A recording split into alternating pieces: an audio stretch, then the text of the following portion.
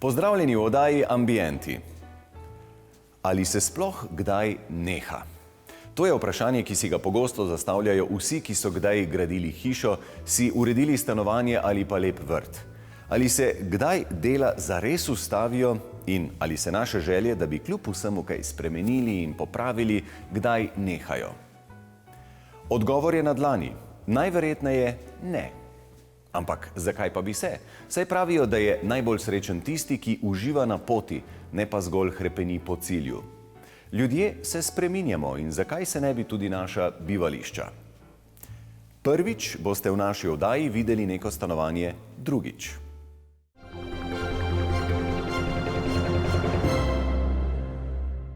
Prenova je prinesla dovolj sprememb, da je stanovanje vredno spet predstaviti. Lastnika sta izkoristila njegovo lego, stanovanje je v vrhnji etaži manjšega bloka in sobam zagotovila bistveno več svetlobe s tem, da sta v streho vdelala posebna okna za ravne strehe. A to še zdaleč ni vse, kar je drugače kot pred 2 letoma. Stanovanje v Ljubljani sta lastnika Špela Modic in Alen Šik prvič opremila ob vselitvi pred približno 8 leti. Predstavili smo ga v prvi sezoni naših oddaj Ambienti. Špela in Alen, daj povejte mi, zakaj se človek po zgolj 8 letih odloči lepo, celo nagrajeno stanovanje začeti spet rušiti in obnavljati? Prvi razlog je ta, da se ljudje spreminjamo. In tako kot se je staro stanovanje ni bilo več ustrezno za nove nas. Živa je zrasla, je šla v šolo, je rabila novo sobo, midva sva pogrešala barve, neko bolj toplino, ker so bila mogoče jaz, no.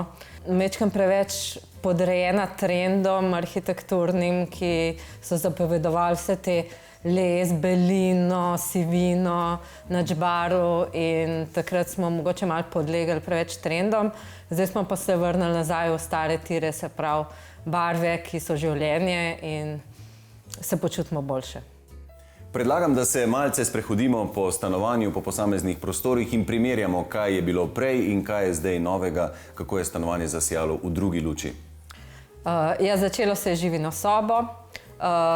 Imamo precej obiskov, ki tudi pri nas prespijo in potrebujemo tudi sobo za goste, ampak kvadratov je toliko, kolikor jih je in prostora je toliko, kolikor jih je. Tako da sem želela v živini sobi narediti eno malo večje ležišče, 1,20 x 2 metra, in še eno dodatno ležišče spodaj. In edina rešitev je bila, da to dvignemo. In ko sem začela risati pograd, sem ugotovila, da ne pridemo čez višino, da bi bilo zgoraj udobno in spodaj udobno. Potem se je Alen spomnil, da smo vendar na vrhu in da lahko strop dvignemo in to smo naredili. Ena večjih sprememb pri prenovi tega stanovanja je tudi nova omara med otroško sobo in spalnico. Stvar je taka, da smo podrli steno med spalnico in otroško sobo in smo vmes dali omaro, ki je globine 90 cm in je dvostranska.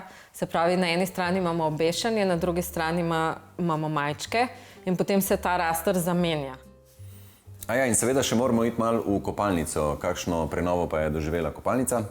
Ja, kopalnica je tako, kot predsoba dobila prevleko iz mikrocementa, zato ker prej so obdržale obstoječe ploščice, take črne barve, na katerih se je po 10 minutah poznal vsak prahec. Našo ekipo je najbolj presenetilo, kako svetlo je postalo stanovanje po prenovi, kot bi vanj končno posijalo sonce. Začelo se je z oknom v živini sobi, potem smo ugotovili, da je pametno poševnino speljati tudi v spalnico, ker če ne bi bilo komplicirano. Potem sem jaz rekla, vedno sem si želela strešno okno v spalnici. Ne toliko zaradi svetlobe, kakor zaradi nočnega neba, pa najboljše na svetu je spati, če pada dež pod strešnim oknom. Največja razlika je bilo lih v predsobi, ker je bila zelo temačna, še posebej prej, ko so bile temne barve pa zaprto. Je zdaj recimo, pa je tam najmanjše okno, pa se ful vidi razlika, no, tako da je praktično luč prižgemo šele, ko čist se zatemni. In isto v jedilnici. Pa še ena pomembna zadeva je zračenje, ker se lahko tudi brez zasedela prepih med sobami, se lahko v vsaki sobi odpre stransko pa zgornje okno in je tudi tako vleko v bistvu bolj prijetno in glede na to, da smo na vrhu, gre tudi toplota potem sploh poleti recimo ven. Domen, zakaj bi se pri ravni strehi nekdo sploh odločil delati luknjo vanjo? Odgovor je zelo preprost. Da želi imeti v prostoru več svetlobe. Ker dejstvo je, da fasadno okno zaradi svoje vertikalne pozicije omogoča manjši pad svetlobe v prostor, kot pa v primeru osvetlitve preko strehe. Svetloba prihaja v prostor od zgoraj, se pravi, ali je to direktna sončna svetloba, ki je bolj intenzivna ali bolj enakomerno razpršena, kot imamo danes, ko je oblačno vreme. In fasadna okna pa niso orientirana navzgor, ampak na stran. Je pa seveda še tudi dodaten vpliv okolice na osvetlitev v prostoru, zaradi tega, ker okoliški objekti, vegetacija, relief pomembno vpliva in lahko tudi zelo zmanjša osvetlitev, ki prihaja preko fasadnih okn v prostor.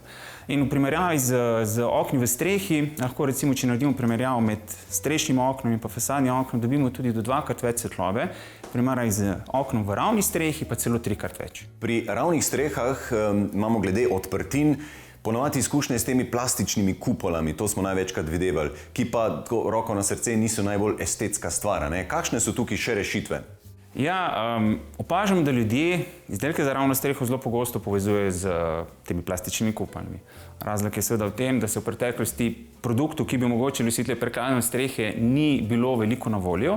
Moram pa poudariti, da izdelki za ravno streho so dejansko okna v horizontali. Se pravi, termopan, izolativna zasteklitev v okenskem okvirju. Imamo različne modele okna na voljo, lahko je fiksno okno, lahko je okno z ročnim odpiranjem, okno z električnim odpiranjem, kjer je vključen tudi senzor za dež, tako da se v primeru dežja okno avtomatsko zapre.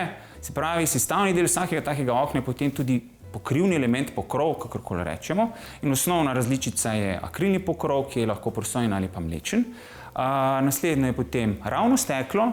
Zadnji produkt, ki se je pridružil izdelkom za ravno streho, je pa pokrov z ukrivljenim steklom, ki je pa dizajnersko tudi najbolj dovršen. Možnosti za makanje med samim okenskim okvirjem in pa okenskim krilom je seveda pokrov tisti, ki skrbi, da do tega ne prihaja. Svetlobe torej pride veliko na ta način. Kaj pa, ko ne želim imeti toliko svetlobe? Potrebno ga je tudi nekako verjetno zasenčiti, ne? Ja, seveda senčila, tako pri fasadnih kot strešnih oknih, so sestavni element. Ker mi z zunanjim senčenjem ustavimo pregrevanje v poletnih mesecih, z notranjimi senčili pa zmanjšamo toplotne izgube v hladnejšem delu leta. In na voljo pri izdelkih za ravno streho imamo zunanje mrežasto senčilo, ki je na solarni pogon, in je nameščeno med okenskim okvirjem in pa tem pokrivnim elementom. Se pravi, zaščiteno pred zunanjimi vplivi. Kar se pa osvetlitve na notranji strani tiče, pa lahko to reguliramo z plise senčili, ki zmanjša bleščanje, recimo v primeru sončnega dneva. Ob slovesu sta Špela Modic in Alen Šik napovedala, da to še ni dokončna podoba njunega stanovanja. V prihodnjem letu načrtujeta postavitev terase pred kuhinjo. Lahko še nekaj vprašam, po več delih vajnega stanovanja, pa tudi na vas sem zasledil tele lovilce sanj, Dreamcatcherje. Kakšna je tukaj zdaj povezava, odkot ta indijanski motiv? Ja, Dreamcatcherji so v bistvu tukaj imajo svoj namen, se pravi, da funkcionirajo. Spletli smo jih sami, tega v spalnici sem jaz delala, v živini sobi sta delala Alen in Živa. Naredili smo jih s pravo energijo, iz pravih materialov in izvrstno opravljajo svojo nalogo.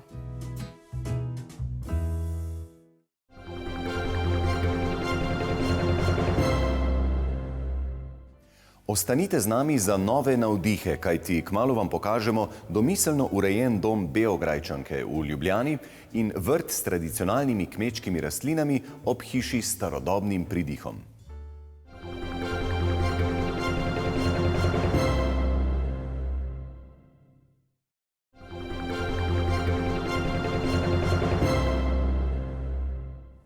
No in spet bomo malo mednarodni.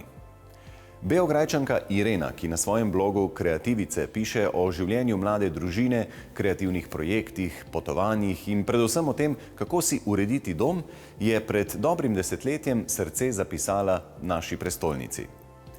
Kako domiselno urejen je njen mali družinski raj, smo imeli priložnost videti, ko nas je pred kratkim povabila na odlično turško kavo.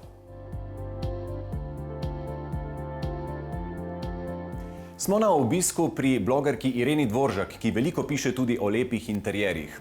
V ljubljanski soseski Šiška sta si s partnerjem Mihom uredila prijetno gnezdece, ki v marsikaterem posrečnem detajlu kaže utrip mlade družine. Irena, malo vas že poznamo z vaših blogov, tudi z naše spletne strani in me zanima, kako se je pristna Beograjčanka znašla v Ljubljani, kako se počutite v naši prestolnici? No, v Ljubljano mi je pripeljala ljubezen, ne, moj mož je Slovenc. V Ljubljani se pa zdaj že zelo domače počutim pa dobro, ne, ker mi pač ustreza okolica, ustreza mi ta ljubljanski ritem, ki je sicer malo bolj počasen kot beograjski, ampak to mi zelo ustreza. Ko sta iskala stanovanje, kakšne so bile vajine želje oziroma zahteve? No, sva bila kar izbirčna, ker nam je Šiška zelo všeč in sva točno vedela, kjer želiva pač kupiti stanovanje. Ne? Tudi vedela sva, da v bistvu hočeva sama prenavljati stanovanje. Niso želela, da pač se nekdo drug odloča, v kakšnem okolju bomo živela. Ne? Tako da v bistvu sva iskala ravno takšno stanovanje, ki bi nam omogočalo pač, da vse svoje te ideje uresničimo. In potem, ko sta stanovanje našla, kako ste se ga lotila, kaj je šlo ven, kaj je prišlo not? No, v bistvu že med samim iskanjem stanovanja sva bila kar malo hecna, ker v bistvu sva prišla noter in so nas nepremičninarji malo čudno gledali, ker so začela takoj trkati po stenah, ne? Kaj se da podreti, kaj se ne da, ne, samo to nas je zanimalo. Tako da v bistvu, ko sva prišla v to stanovanje, sva točno vedela, pač so nam že povedali, kaj se da urediti, kakšne stene bojo šle stran, kateri bojo ostale, ne. Potem sva pa v bistvu sproti, ne, razmišljala, kaj bi, sva že imela idejo, ne, da pač hočeva odprto stanovanje, ki je sedaj zelo, zelo različno kot pač tisto osnovno, ne. To je stanovanje iz 60-ih let, torej velik sten, velik vrat, velik hodnikov in tako naprej. Največ sprememb med prenovo je doživel sedanji osrednji bivalni prostor. V tem delu stanovanja je bilo podrtih 5 sten in odstranjenih prav toliko vrat. Drugi, intimnejši del stanovanja ni bil deležen večjih gradbenih posegov, temveč zgolj stilske preobrazbe.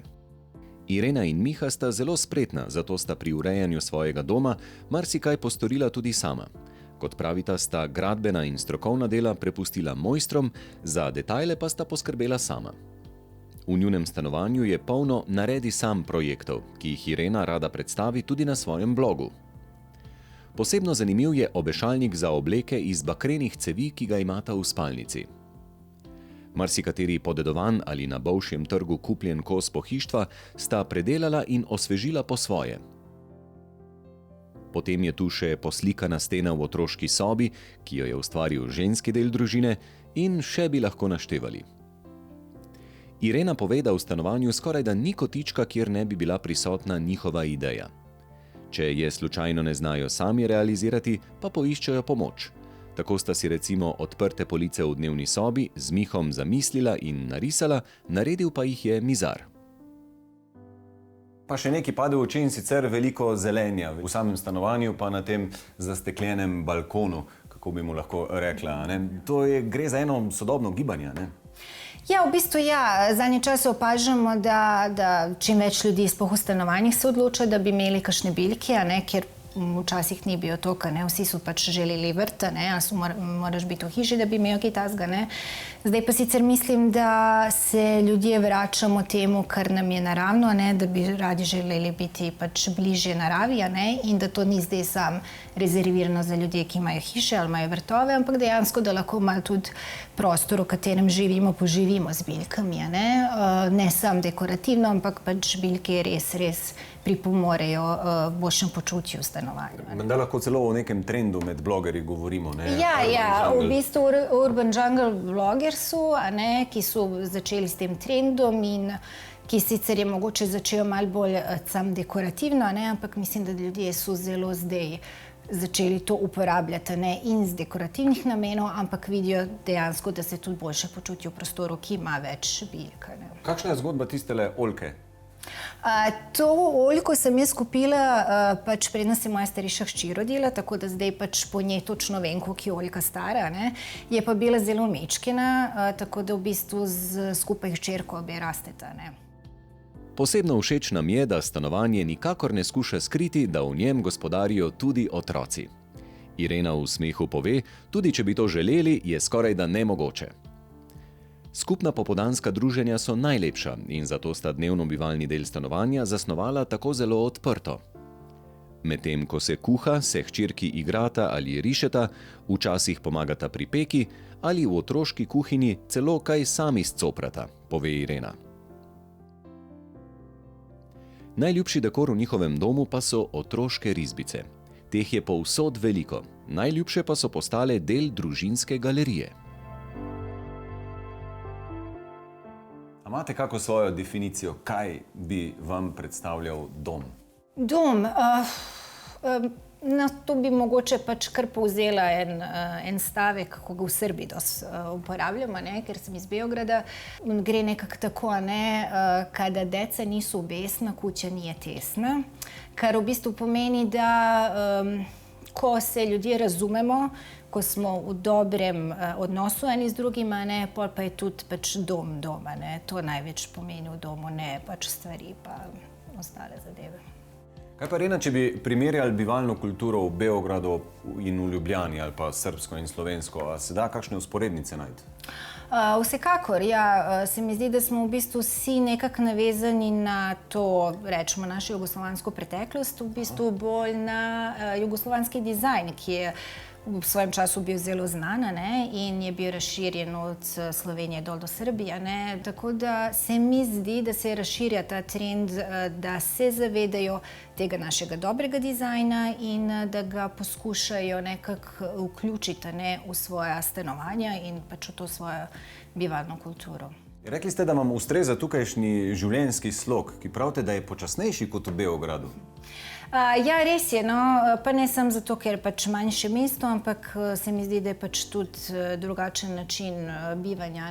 Slovenci na splošno zelo veliko časa preživijo v naravi, tudi veliko se pač vzamejo si časa za počitek, za kakšne proste dejavnosti. Kar sicer ne pravim, da se ne dogaja v Beogradu, sam pač ritem je malo bolj hiter, malo hitrejše se živi, enostavno večje je mesto. Tako da bi rekla, da ja, v bistvu, ko pridejo sem, mislim, da pač se zavedajo tega, kaj pomeni imeti tako ravnovesje med pač delom in prostim časom.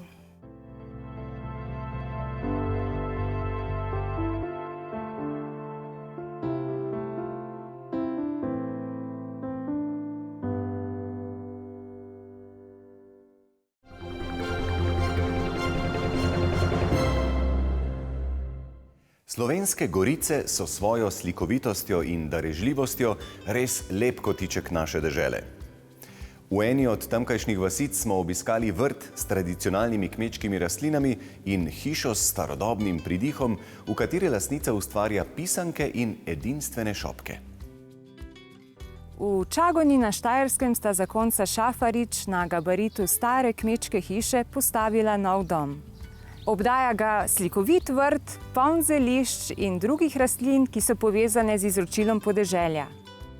Vaša vrt in hiša izkazujeta zvestobo tradiciji. Kako ste začeli pisati zgodbo v Slovenskih goricah? Ja, kot hiška sama moram reči, da smo dolgo iskali en prostor, ki bi naj bilo povezano z veliko narave. In našli smo ta del Slovenskih goric in ta hribček. In ko sem zagledala to hiško, že zelo propadajočo, sem rekla, z možem smo to gledala, smo rekla, to je to. V stari cimprani hiši je nekoč živela skrbna ženica z izjemnim smislom za ročna dela. Po njeni smrti je bil objekt dolgo prazen in ob nakupu parcele že tako dotrajan, da je bil zgolj še za rušitev. Zakonca Šafarič sta ohranila stare lesene tramove in jih uporabila v novi opečnati hiši, ki je arhitekturno usklajena s podeželjem. Tudi notranjost hiše zaznamujeta harmonija in podeželski slog. Pohištvo pravzaprav nismo zbirali, ampak je nekako spontano se to zgodilo, da smo vedno iskali stvar, ki smo jo kupili, da je nekako v kmečkem stilu. Pravzaprav hiša je nastajala 13 let. In potem pa smo nadaljevali in smo delali v takem stilu, kot je bila, ko smo prišli sem. To je bila krušna peč v hiši, potem z tramovi strop.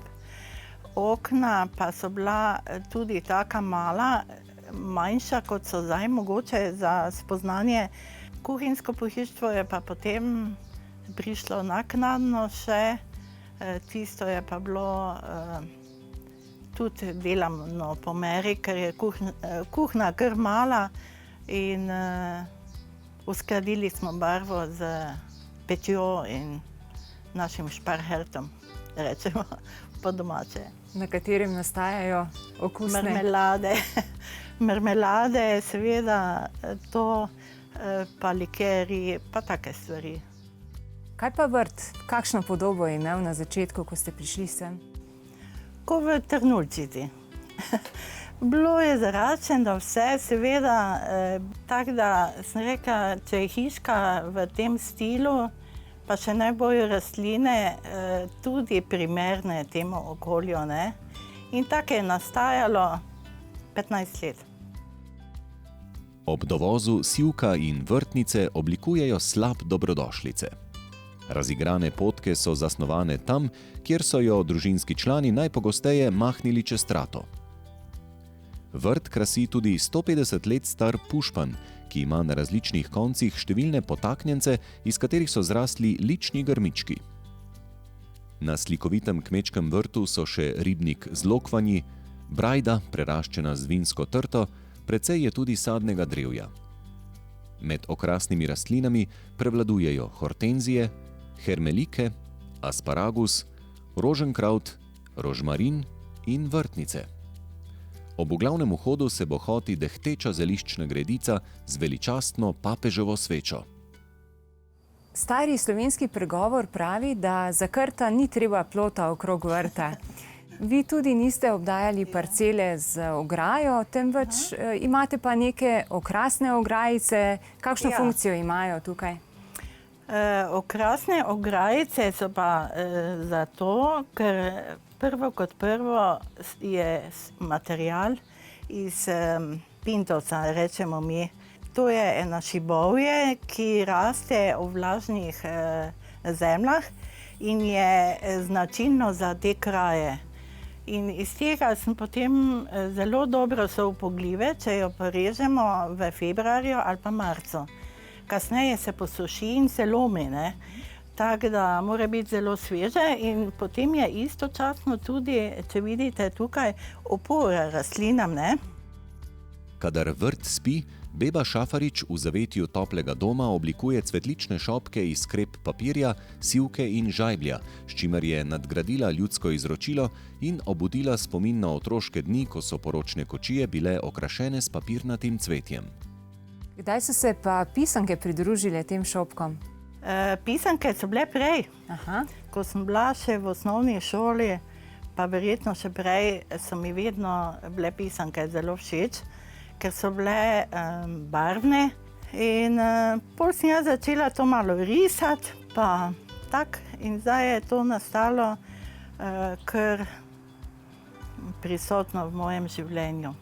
Pisanke imajo tudi certifikat, pa tudi rožice iz papirja oziroma šopki. Soprog gospe Šafarič je čebelar, ki veliko pomaga ženi na vrtu, v prostem času pa se rad umakne v svojo delavnico. On dela zelo lepe ptičje hišice in te hišice najlepše pa grejo naprej in to za določene obletnice, 50, 60 ali pa kako drugo priložnost. Kaj vam pomeni bivanje na podeželju? Bivanje na deželi mi pomeni zelo dosti, ker me spominja na moje otroštvo, ko smo živeli na Dravskem polju. Tam sem bila dosti povezana z naravo in z živalmi. Čeprav je bilo zelo skromno, dosti bolj kot danes, ampak zelo lepo je bilo. In to mi tukaj v Slovenskih Goricah zelo dosti pomeni.